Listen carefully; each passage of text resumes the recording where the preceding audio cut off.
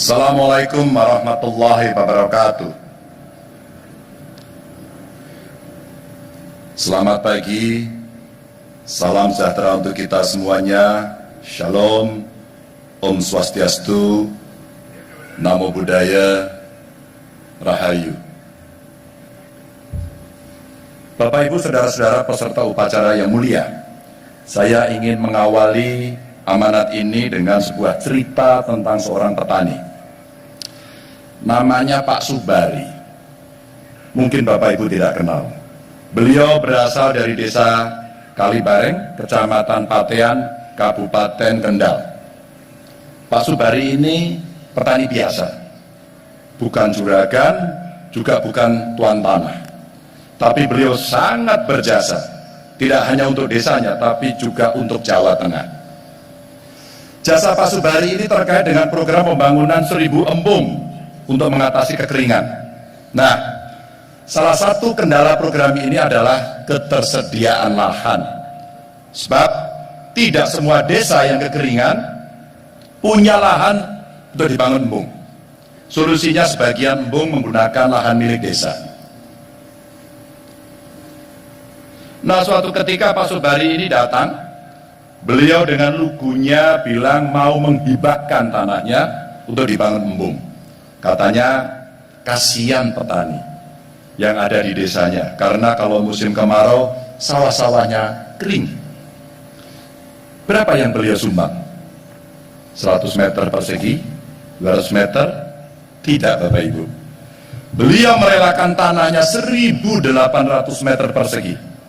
Artinya seluruh lahan calon embung itu seluruhnya milik pribadi Pak Subari. Saat ngobrol dengan beliau, di samping embung yang sedang dibangun, saya tatap dalam-dalam mata beliau.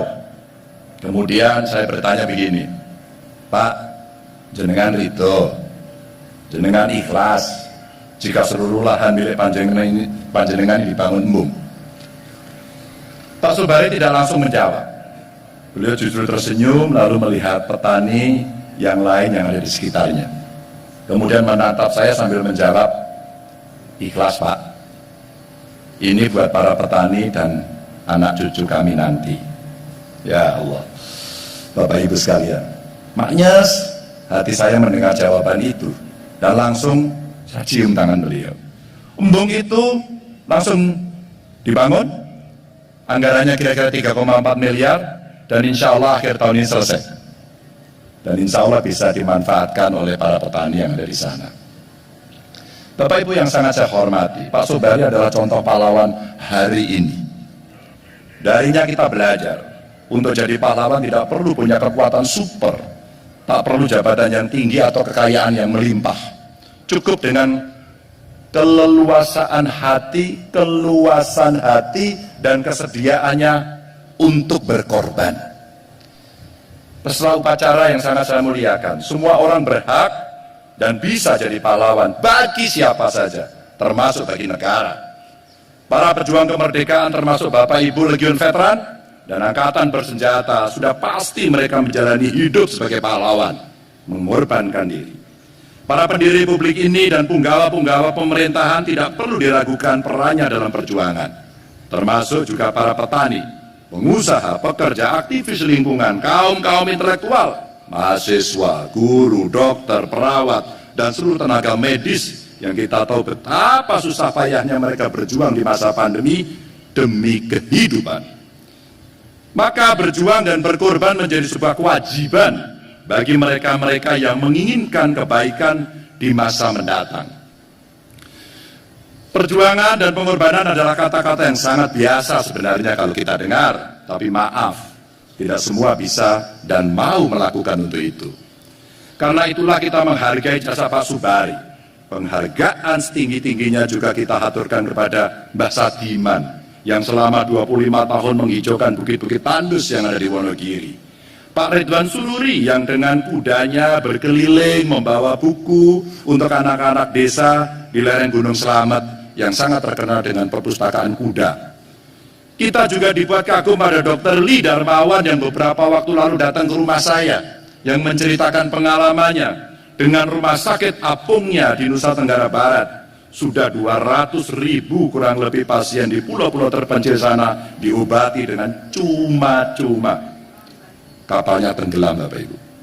Dan hari ini sekian kapal didonasikan ulang oleh masyarakat dan hidup kembali untuk melayani. Dan kita juga patut bangga karena di tengah-tengah kita juga hadir anak muda, Jafar Labib, yang dengan segala kreativitasnya beliau mampu menghasilkan karya luar biasa dari sampah plastik yang dirubah menjadi lukisan. Bahkan karya tersebut dijadikan salah satu merchandise pada G20 yang ada di Bali. Itu dari Jawa Tengah. Bapak Ibu yang sangat saya hormati, begitu banyak medan pertempuran yang harus kita menangkan. Setiap kita, setiap tetes keringat, bahkan darah kita sangat dibutuhkan oleh negara. Namun untuk memenangkan pertempuran ini tidak cukup kita hanya punya niat. Enggak cukup.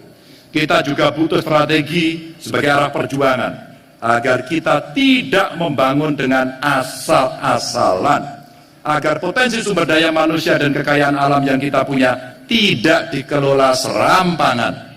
Pada sektor pendidikan umpamanya, jika kita sudah menentukan kemajuan dan modernitas yang berbasis pada kebudayaan sebagai hilir di sepanjang arus sungai, itu harus kita siapkan agar air bisa mencapai tujuan akhir.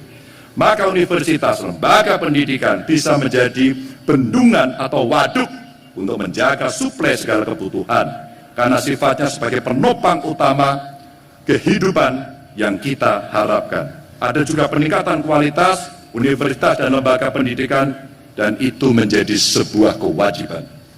Guru, dosen, peneliti memegang peran yang sangat kunci.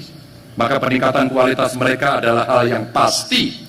Infrastruktur seperti ruang apresiasi, laboratorium, ruang praktek harus kita perbanyak dan disesuaikan dengan perkembangan zaman yang terus saja bergerak. Agar para siswa maupun mahasiswa terpancing dan tertantang untuk mempelajari aneka ragam kemajuan, maka lab-lab ruang ekspresi itu mesti dibukakan untuk mereka. Jangan sampai pendidikan mengalami kemunduran justru karena peraturan atau kebijakan yang selalu diubah tidak karuan. Dari peningkatan kualitas pendidikan itu, semua prasyarat kemakmuran bisa kita penuhi. Dari sektor pertanian misalnya, bukan cuma swasembada dan kemandirian. Menjadi negara lumbung pangan dunia saja kita bisa. Bicara soal substitusi pangan, kita punya di luar padi. Apa saja? Ada porang, jagung, sagu, ubi-ubian, sorghum, kita tanam di Republik ini. Ada juga di Jawa Tengah. Dan hasil itu kita bisa menyiapkan berbagai macam pangan alternatif sebagai sumber karbohidrat yang jadi dasar makanan pokok masyarakat dunia. Maka universitas dengan segala ilmuannya harus diberi tugas untuk mewujudkan itu. Pertama, bagaimana cara meningkatkan produksi, hasilnya melimpah, masa tanamnya lebih pendek, tapi dengan kualitas yang terbaik. Kedua, bagaimana melahirkan sebuah alternatif atau substitusi. Jika kita tidak punya gandum, kita masih punya porang dan ubi untuk memproduksi tepung. Ketiga, bagaimana kita mengelola agar potensi ini ditangkap dunia industri. Bukan hal yang mustahil. Mie yang kita konsumsi dan sudah tembus pasar ekspor itu, kita substitusi bahan dasarnya dengan gandum, dari gandum ke porang atau ubi, mokaf. Sistem serupa juga mesti kita ciptakan pada komoditas yang lainnya, mulai dari tanaman-tanaman horti sampai tanaman perkebunan, termasuk pula yang mesti kembali kita optimalkan adalah rempah-rempah. Bapak Ibu, jika dulu nenek moyang kita dijajah karena rempah-rempah, maka saat ini kita mesti meraih kejayaan itu kembali dengan rempah-rempah atau emas murni di Nusantara ini. Bapak Ibu hadirin sekalian, negara kita ini 62%-nya terdiri dari lautan dan perairan. Berarti 38% sisanya adalah daratan. Jika daratan saja yang luasnya segitu, potensinya sangat besar, apalagi jika kita bicara soal kelautan, soal maritim, termasuk di dalamnya adalah perikanan, garam, minyak, pasir besi, rare earth, energi surya, dan masih sangat banyak lagi potensi lainnya yang bisa dioptimalkan. Tapi Bapak Ibu, semua potensi itu bisa kita manfaatkan secara optimal jika sektor pendidikan kita kelola dengan benar. Karena pendidikanlah sumber kemajuan Dari dunia pendidikanlah kita mengetahui apa bisa jadi apa. Kita bisa jadi apa dan membisahkan apa-apa yang kita cita-citakan. Untuk apa dan manfaatnya apa. Itulah arah perjuangan yang harus kita siapkan. Maka sungguh disayangkan jika di antara kita yang masih berhela-hela, berleha-leha, dan berpangku tangan saja. Sungguh menyedihkan jika masih ada yang korupsi, memanfaatkan jabatan dan kekuasaan untuk mengeruk kekayaan untuk kepentingan pribadi. Malu kita rasanya pada Pak Subari. Semua orang memang butuh untuk mencukupi perekonomian dan penghidupan, tapi beliau berpikir dan berbuat lebih jauh agar kelak di masa mendatang anak cucu di kampungnya tidak kebingungan mencukupi air untuk lahan pertaniannya. Dengan sumbangsi beliau, embung itu akhirnya saya kasih nama Embung Subari. Agar di desanya nanti mampu mandiri pangan dan ekonomi, dan sebagian yang kita cita-citakan untuk Republik ini dimulai dari sudut yang barangkali kita tidak pernah tahu. Dan mengakhiri pidato ini, Bapak Ibu, saya mengundang ini. Apakah Pak Subari datang ya? Ada Pak Subari? Pak Subari boleh nak panggung nggak?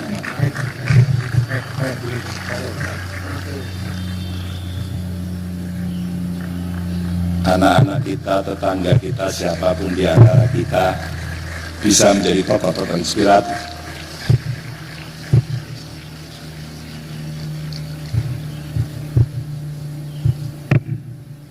Saya kalau lihat beliau pakai baju gini nggak tahu ini model artis atau petani.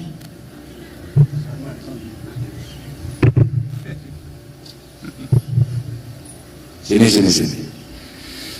Pak Subari, masyarakat pengen dengar, semuanya pengen tahu.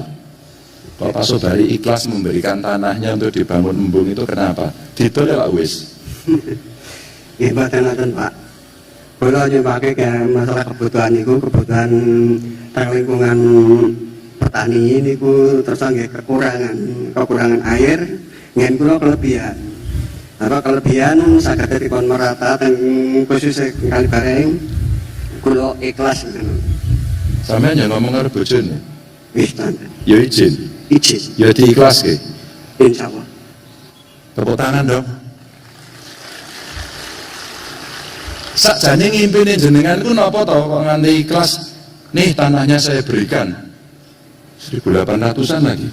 Itu kan kalau jadi duit banyak sekali. Nggih. Nek arto kan kula sekedar kula dinikmati kula piyambak, Pak. Tapi nek kula embung niku damel embung mangke masyarakat niku saged sejahtera. Maksudnya kula saged bantu saged gede boten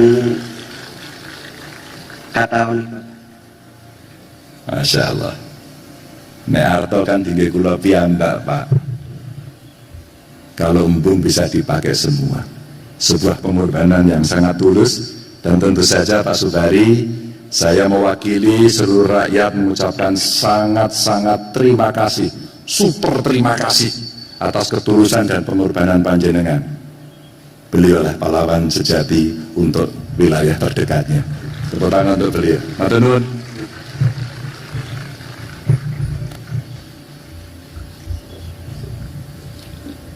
Sebuah nilai nyata Bapak Ibu, dan di antara kita semua bisa melakukan itu. Wassalamualaikum warahmatullahi wabarakatuh.